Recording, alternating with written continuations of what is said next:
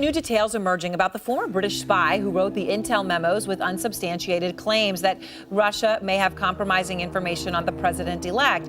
He's been identified now as Chris Steele, the former MI6 officer who spent time in Moscow and Paris as an agent. Nick Robertson is out front. And Nick, what is the latest that we've been able to learn about Chris Steele? Well, he hasn't been seen since the middle of this week. The British ambassador, or the man who was British ambassador to Moscow at the time that, or part of the time that Chris Steele was there, Sir Andrew Wood, has told British broadcasters here that he found him to be a very competent professional, that he was diligent, that his work was of a good professional standard, that he said that his work, perhaps sometimes, his work, his assessments weren't always the right assessment, but he said that doesn't mean that his assessments here are wrong or the information that is got is wrong. But what we have learned from Sir Andrew Wood, the former British ambassador to Moscow, is he says that perhaps the reason that we haven't seen Chris Steele around and his whereabouts are unknown right now is because Chris Steele may have gone to ground because, to quote the former British ambassador, he said the knowledge that he has, it is potentially dangerous knowledge for him. And what are his former colleagues saying about him tonight? Well, several of them who've worked with him over the past 20 years while he was working at MI6. He graduated from Cambridge University in 1986. He was the chairman of the president of the debating society there, which is a very prestigious position. Cambridge, often a place that intelligence operatives are recruited from by the British establishment.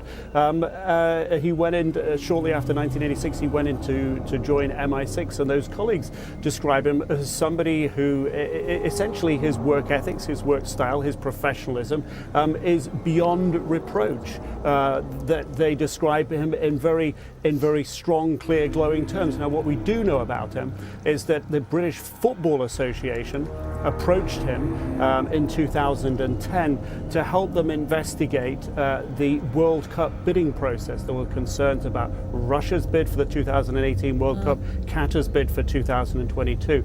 That would later bring him into contact with FBI officials who were investigating corruption within FIFA.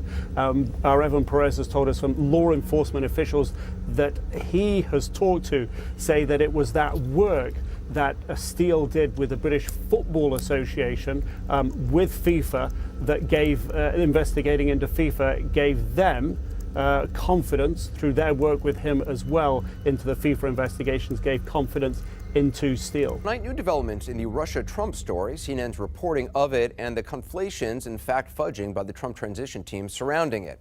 Now, this began with CNN's exclusive reporting that Mr. Trump last week was presented with classified documents alleging that Russian operatives claimed to have compromising personal and financial information about him. We did not report any of the unverified, unproven claims, not a single one. That is the fact.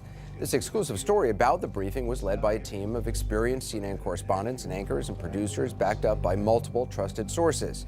The news today is that Vice President Joe Biden confirmed that intelligence chiefs presented him and President Obama with the same two-page document. Mr. Biden saying intelligence leaders felt obliged to tell the president because they were planning on informing Mr. Trump.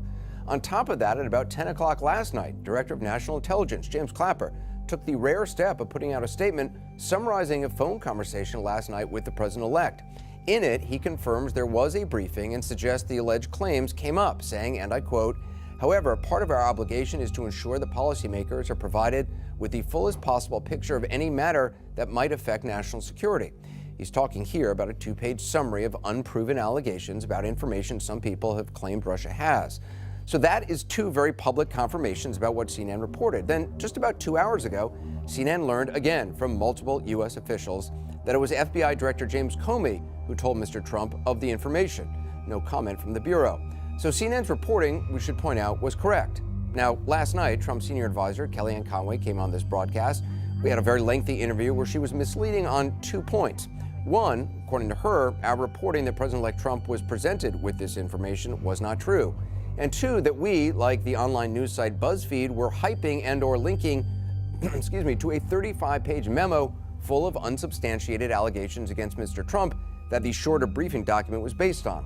So let's take item one. I pointed out multiple times last night to Ms. Conway that we have multiple, and I repeat, multiple sources telling us this information. Again, as we just learned tonight, the information actually came from Mr. Comey himself directly to Mr. Trump. That's not fake information. That's not fake news. That's accurate reporting. As for item two, the unsubstantiated 35 pages, which we never reported any details of and continue not to, here's how that exchange went last night. Do you acknowledge here and now that CNN did not release the 35-page unsubstantiated claims against Donald Trump and it was misleading and untrue for Sean Spicer to suggest otherwise?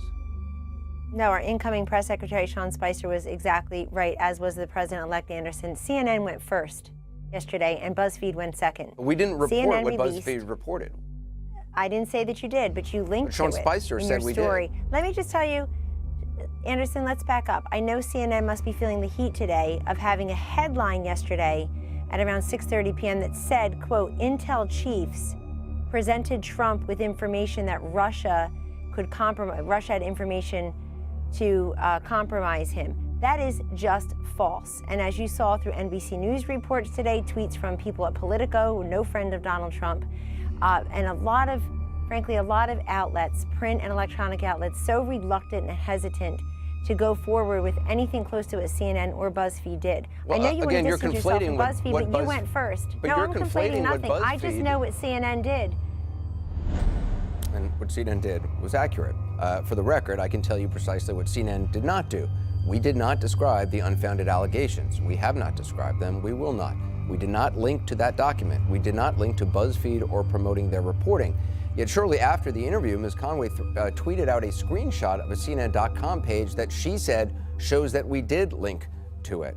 Again, for the record, it does not actually show that. Had she actually clicked on the link, she would have seen that it links to a Dylan Byers article that neither links to BuzzFeed nor even describes what is in the document BuzzFeed released.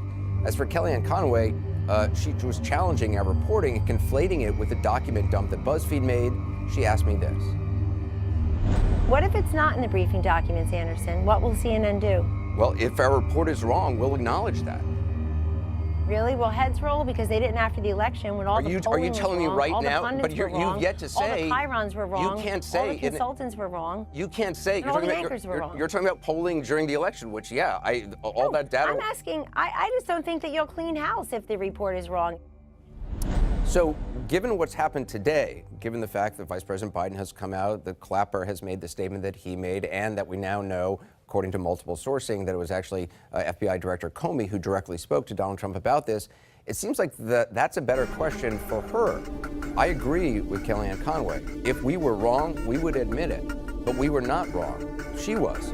The question is, will she hold herself and her team to the same standard? We asked her to come on the program tonight to discuss all these new developments, and she declined. She's welcome anytime, as she always is. Joining us tonight is CNN senior White House correspondent Jim Acosta and two of the CNN journalists who broke the original story, CNN Chief National Security Correspondent Jim Sciutto and Jake Tapper, anchor at The Lead and the State of the Union. So, Jake, the Trump team continues to misrepresent the facts over and over again on multiple fronts. Even when I presented clear facts to Kellyanne Conway last night, she just would not admit that they were wrong. Now that we also have confirmation, the FBI Director James Comey personally briefed President-elect Trump verbally about the two-page synopsis. Do you expect the Trump version of the story to change at all? No, because this has been the modus operandi for President-elect Trump and his team to say what they believe to be true, even if it is disputed by facts, and then stick with it. It doesn't have, if it's Mr. Trump's claim that vaccines cause autism, which is false, or if it's his claim that there were thousands of Muslims celebrating 9/11 in New Jersey, which is false, or it's his claim that there was a report that seems credible about Ted Cruz's father and Lee Harvey Oswald and the Kennedy assassination, which is crazy. It doesn't matter. They're just going to keep on doing and saying what they want. It's a fact-free campaign. What is important for us is to continue to report aggressively and be precise and careful with our facts and our reporting, and continue to inform the viewers about this administration, the good and the bad that they do, and just the facts of this administration. And that's what we're going to do. I don't think that we can really at this point get hung up on, well, are they going to finally admit that we're right? At this point, honestly, I think our attitude just kind of has to be, it doesn't matter. What we're presenting needs to be right, and it's our bond with the viewers. Jim Sciutto, how rare is it to have James Clapper putting out a statement about a phone conversation he had with the president-elect, and in it referencing, it seems, the information that was included in this briefing? It's extremely rare. I mean, there are a lot of classified briefings that go on. This is the most classified, the most sensitive, because it is a briefing delivered to the two most powerful people in the country, right? The president-elect and the current president and his vice president. And there's a reason why they protect these conversations. And yet, we now have two people who are in the room, two people, Vice President and the Director of National Intelligence, James Clapper, who are offering an account of that briefing that contradicts that of the president-elect. They say, I mean, in addition to the many sources, more than a dozen that Jake, Evan, myself, and Carl Bernstein talked to.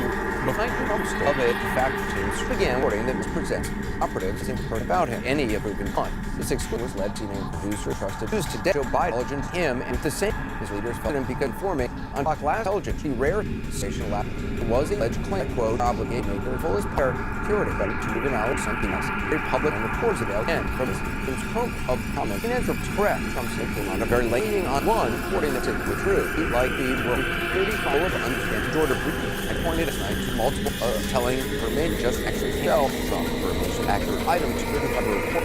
How that do you the 35 games advisor? Secretary of State didn't say that. Spicer. Just tell you, Anderson must be having a said Trump with that information. That is, and as you report, political Trump, a lot of outlets, so anything he did. No, we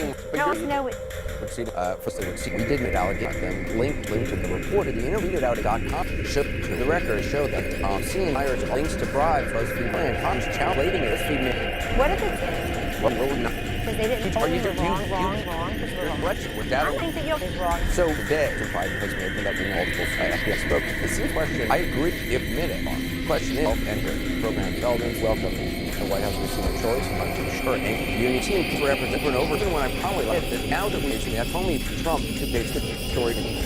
What is happening on the left team? What true disputed? It seems as far if they're worth celebrating, which is aimed at Ted Cruz or Biazanation. They're just doing what you to repeat our fact and form a bound and I'm going to do can really fondly admit honestly has to be what right bond with. Rare is putting of President refer the information that he did. Extremely, there are a lot of briefings, the most because it's in the country and Congress. We were in the vice presidential intelligence of the president. I mean, to his motive as to why he would, but he acknowledged exactly what we reported happened. A two-page synopsis of that dossier full of uncorroborated information. And the reason that the intelligence chiefs put it together was to make sure that President-elect Trump knew about it.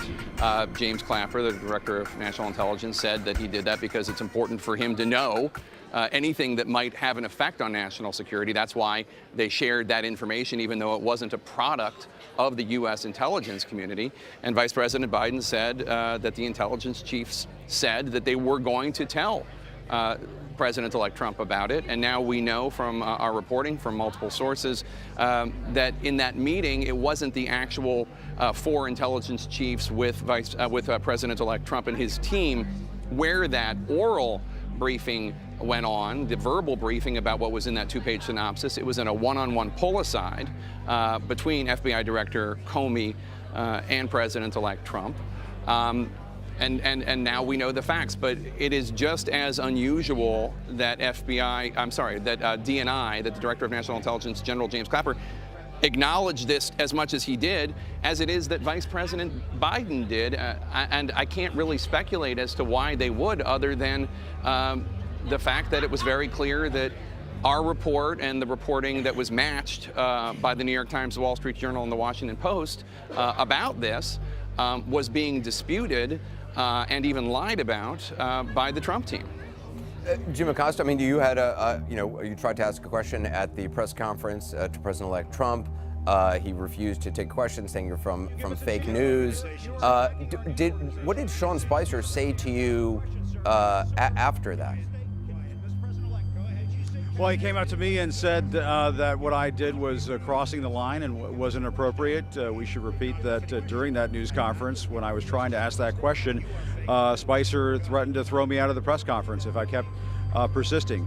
But speaking of Sean Spicer, we should report that on a conference call this morning, he was asked whether Donald Trump was going to sue over these stories for libel, and Sean Spicer told reporters that the president-elect would like to move on. I mean, I think that there's something worse than fake news, and that's the denial of real news. And beyond that, Anderson, something that might be worse than that is they're just not in command of the facts at this point. When you listen to Kellyanne Conway go sort of all over the place on this, they're just not in command of the facts. But I will tell you that this has been a pattern for the Trump campaign and now the Trump transition, where they don't like the news that's being reported and they go after the messenger, and I think that's just going to continue. Jim Sciutto, why not just say that this happened? I mean, if you're the Trump transition team, I mean, all that you're and Jake, Carl Bernstein, and Evan Perez is reporting, all the CNN story was about that the intelligence agencies presented this to them, not that the unsubstantiated allegations are true, not even what those unsubstantiated allegations even said, what they are. We've not even said any details of that. I mean, that is not part of our story. Well, listen, I don't know. I've asked a lot of people this question. I've asked a lot of Republicans this question. Many will say to me that it's a very sensitive area for the president-elect, because for him, it gets to the legitimacy of his victory. He thinks that people are trying to attack the legitimacy of his victory. And let's be clear here. The intelligence community has not made a judgment. It has not assessed. It has not attempted to assess that Russian interference elected Donald Trump. So let's make that clear. But there's clearly a political sensitivity here. But what I worry about is a broader issue, which is a hostility to facts, right?